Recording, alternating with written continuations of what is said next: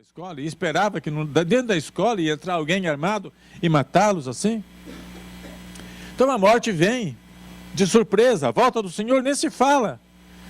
Quando menos se espera, ele aparece e a gente sobe com ele.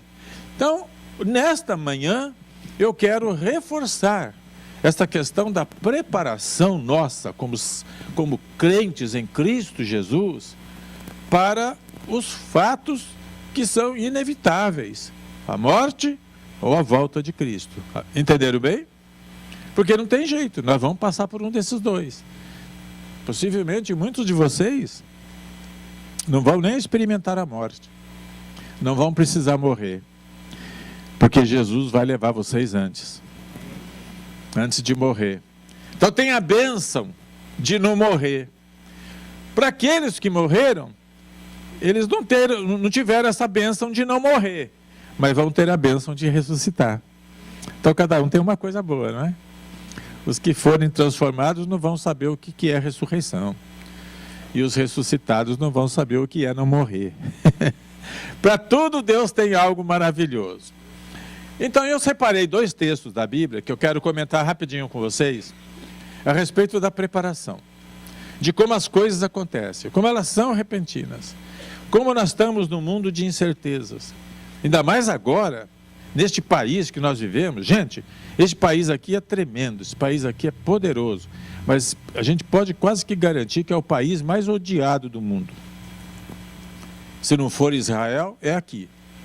Os países odiados. Então aqui hoje, para tudo quanto é espetáculo que tem ajuntamento, tem que ter uma segurança tremenda. Parece que a gente hoje anda assim, olhando para tudo quanto é lado, para ver o que pode acontecer. Mas essa é a realidade da vida. Às vezes tem acidentes naturais, é um terremoto, é um furacão, é um ônibus que cai na ribanceira, é um avião que cai. Nós não estamos imunes a morrer desta forma assim, repentina e trágica, gente.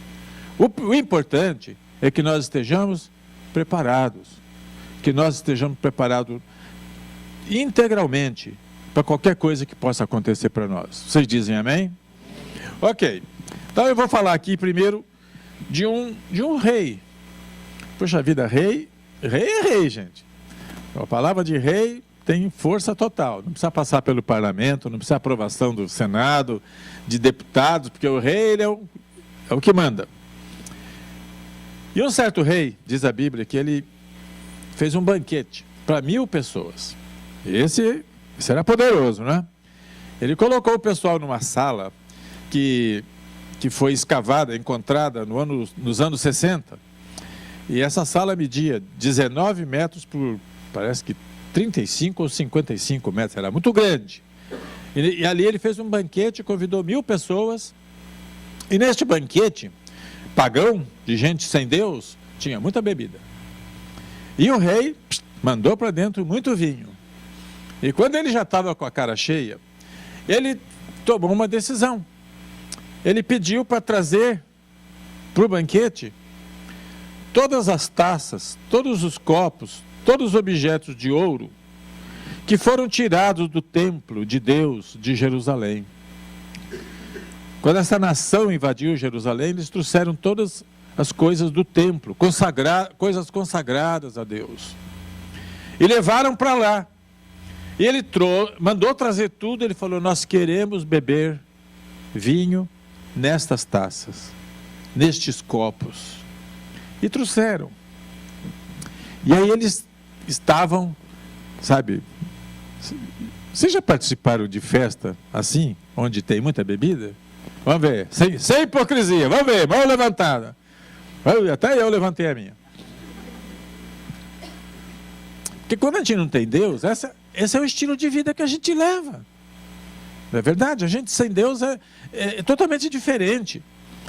Então eles estavam bebendo nas taças de ouro, nos copos e nos utensílios do templo, que foram coisas consagradas para Deus. O que aquele rei estava querendo fazer era mostrar a grandeza dele e debochar do nome eterno de Deus Jeová. Eles estavam bebendo, e enquanto eles bebiam, eles começaram a adorar as imagens de ouro, de prata, que existiam naquele lugar. Então, a mensagem que o rei estava passando era a seguinte: eu é que tenho poder. Como que, quase que dizendo que Deus está igual a mim ou abaixo de mim. E este é o espírito de Satanás, que sempre desejou o lugar de Deus. Só que aconteceu um fenômeno. Enquanto eles estavam bebendo e fazendo a adoração àquelas imagens, apareceu uma mão de homem e começou a escrever na parede. E aqueles 1000 beberrões viram a mão escrevendo. O que era gritaria, o que era farra, o que era algazarra total, transformou-se em silêncio. Porque uma mão apareceu e começou a escrever. O que estava escrito ali ninguém entendia, ninguém entendeu. Estava escrito no idioma desconhecido para eles. E aí finalmente, depois de muito conversar e tal, chamaram Daniel, aquele homem de Deus que tinha capacidade dada por Deus para interpretar sonhos e interpretar também o escrito no idioma desconhecido. Deus deu para ele a revelação. E quando ele foi finalmente falar com o rei, ele falou com muita coragem. Porque tudo o que eu acabei de falar aqui para vocês, ele falou para o rei. Ele disse: você não foi humilde, você não foi como seu pai, que no caso é avô, porque lá naquele tempo não existia a palavra avô, avó. Então ele falava pai do seu pai e assim por diante. Então, o avô dele, Nabucodonosor, quando foi repreendido, foi humilde, se ajoelhou, pediu perdão e Deus foi com ele. Mas este aqui não. Daniel falou: você não se humilhou, você se engrandeceu, você ficou adorando essas imagens, e por isso agora veio esta palavra que eu vou traduzir para você. E aí veio a palavra de Deus. Este é o significado dessas palavras. Agora vejam bem o que foi transmitido para o rei. Deus contou os dias do teu reinado e determinou o seu fim. Foi uma notícia pesada, porque estava dizendo para o rei o seguinte: seu reinado acabou. Segundo, você foi pesado na balança e foi achado em falta. Aí, gente, é o julgamento pessoal do homem, do indivíduo. Você foi pesado na balança e foi achado em falta. Então é por isto que eu estou aqui nesta manhã falando com vocês como pastor desta igreja, para dizer: se Deus colocasse cada um de nós na balança nesta manhã, qual seria o resultado da balança?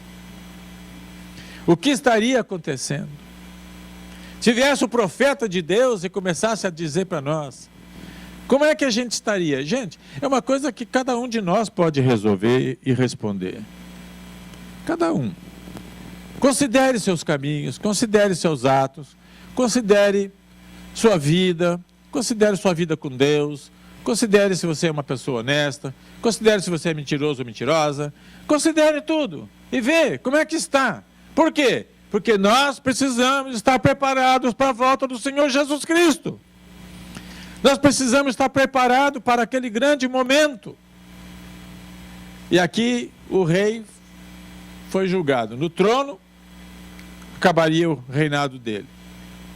Segundo lugar, você foi pesado na balança e foi achado em falta.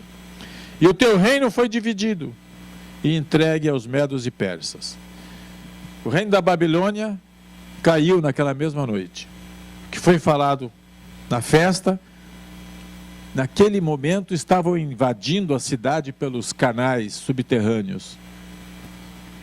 E aí, quando o rei se deu conta, ele acabou sendo morto naquela mesma noite. O reino foi dividido e o reino babilônico acabou. O que Deus falou aconteceu. O triste aí da história é o seguinte, que ele foi pesado e estava em falta. Isso é sério, gente. Nós todos, de alguma forma, Deus está olhando nossos passos. Deus está olhando o nosso caminhar. Deus está olhando nossas reações às coisas da vida. Deus sabe todas as coisas. Deus não se deixa enganar. Outro texto que eu preparei está no livro de Isaías.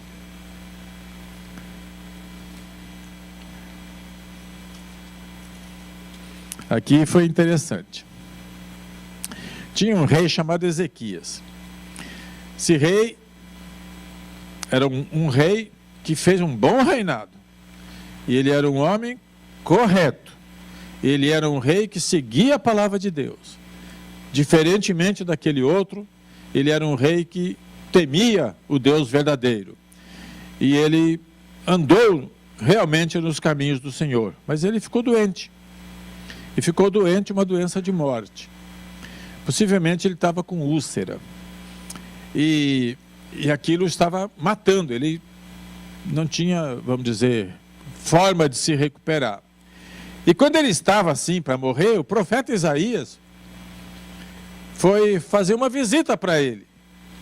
E o profeta Isaías foi visitar o rei e disse o seguinte: assim diz o Senhor, ponha a casa em ordem, porque você vai morrer e você não vai se recuperar. Uau! Profeta dá uma notícia dessa, hein? É a mesma coisa que eu chegar na casa de um de vocês, como pastor, chegar lá e falar uma palavra dessa. Você está ruim? Olha aqui, Deus falou, vai piorar. Vocês iam falar, pastor, volta para sua casa, por favor. Cai fora daqui. Por quê? Nós gostamos de ouvir notícias boas, não é verdade? Todo mundo é assim. A gente quer ouvir notícias boas. Mas o caso é o seguinte, verdade é verdade. Mentira não substitui a verdade. Por melhor que seja a mentira, ela não é a verdade. Então, o profeta chegou lá, mandado por Deus, com esta notícia para o rei: ponha a tua casa em ordem, porque você vai morrer, você não vai se recuperar. Quando eu trabalhava na GM, eu tinha um colega lá, que chamava Natanael. E ele era bem moço ainda, tinha uns 30 e poucos anos. E ele ficou com câncer. E ele ficou sabendo que tinha pouco tempo de vida. Foi mais ou menos isso que aconteceu com ele. Põe a tua casa em ordem, porque você vai morrer e não vai se recuperar. E ele era cristão também. E ele, muito meticuloso, e ele muito perfeccionista, ele preparou tudo para morrer. Deixou a casa dele em ordem, seguro de vida, deixou instruções para os filhos e para a esposa. Ele foi um marido e um pai que cuidou dos filhos e da esposa. Ele pôs a casa em ordem e morreu, não se recuperou, morreu. Então nós precisamos sempre estar pensando em manter nossa casa em ordem, mas não no sentido da casa, a habitação nossa, mas esta casa, casa de Deus, habitação, templo de Deus, nós precisamos estar com a nossa vida em ordem. Mas aqui aconteceu um fenômeno. O rei Ezequias virou o rosto para a parede e fez uma oração. Quer dizer, quando o profeta falou, você vai morrer, o profeta deu a mensagem e saiu. E foi saindo do palácio. E o rei Ezequias virou o rosto para a parede e começou a fazer uma oração. Olha a oração dele. Senhor, lembra-te de como tenho te servido com fidelidade e com devoção sincera. Você pode fazer esse tipo de oração? Hã? Eu acho que nós podemos muitas vezes fazer. Acho que muitos de nós aqui podem fazer isso. Que nós temos servido a Deus o melhor da nossa capacidade. Nós temos servido a Deus no melhor da nossa sinceridade. Nós temos servido a Deus. Não se envergonhe de fazer esta oração. Por quê? Quando você faz uma oração, onde você não quer se vangloriar, mas você quer, vamos dizer, lembrar Deus daquilo que você fez para Ele, isto é considerado quando a tua oração chega lá no céu. Não tenha vergonha, não tenha medo. Você é de Deus, você é filha de Deus, você é filho de Deus, fale com o seu pai.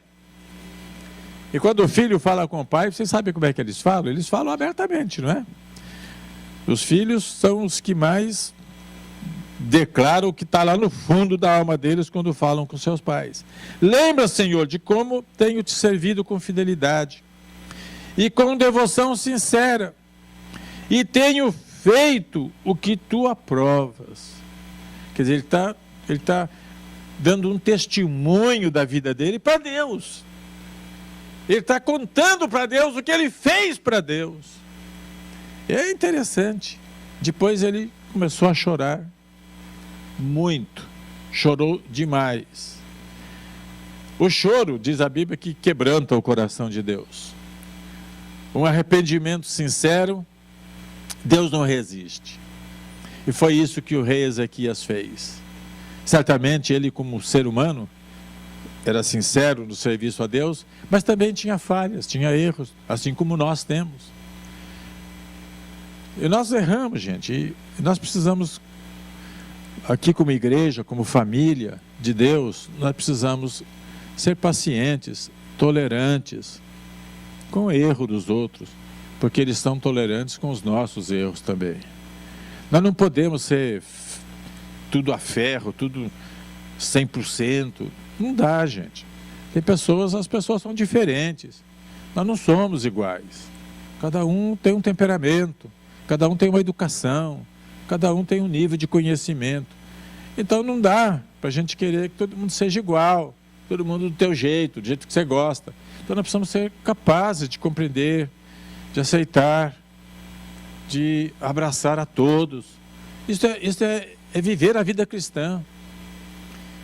Então, aqui está este rei, no momento em que ele também reconhece seus erros e começa a chorar diante de Deus, depois de fazer esta oração.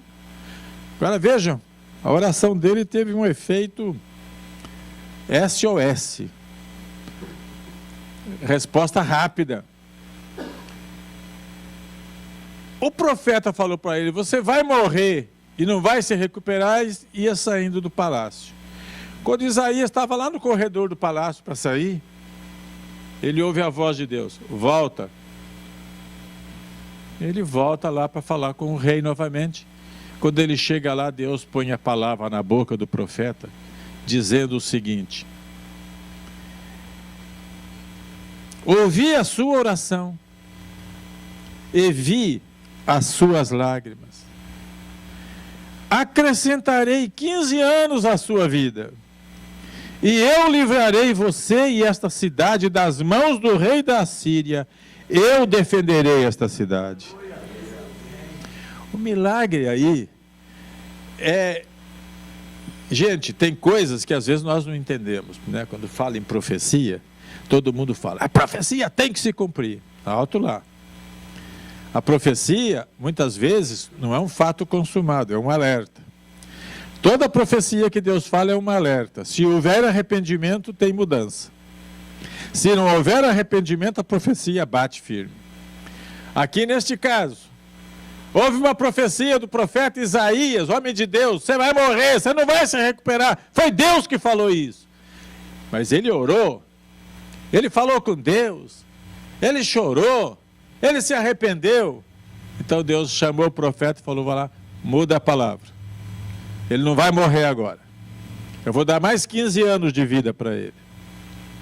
E além disso, vou livrar a cidade de Jerusalém do ataque desse povo da Assíria.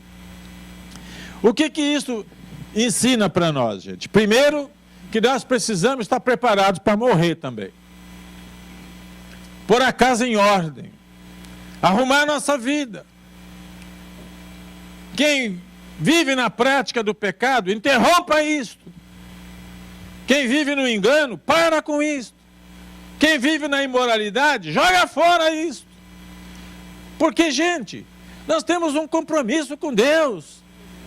E Deus está esperando de nós, homens e mulheres, que honrem, que glorifiquem, que alegrem com Ele. E nós podemos fazer isso, nós temos que tomar uma atitude. Nós não podemos deixar como é que está para ver como é que fica. Nós precisamos mudar. Nós precisamos pôr nossa vida no altar de Deus. Nós precisamos nos consagrar a Deus. E deixar Ele trabalhar em nós, fazer de nós pessoas cada vez melhores.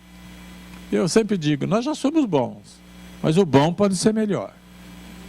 Sempre pode melhorar, sempre há espaço para melhorar. Então, gente, precisamos pôr a casa, nossa vida em ordem. E Deus está considerando tudo isso.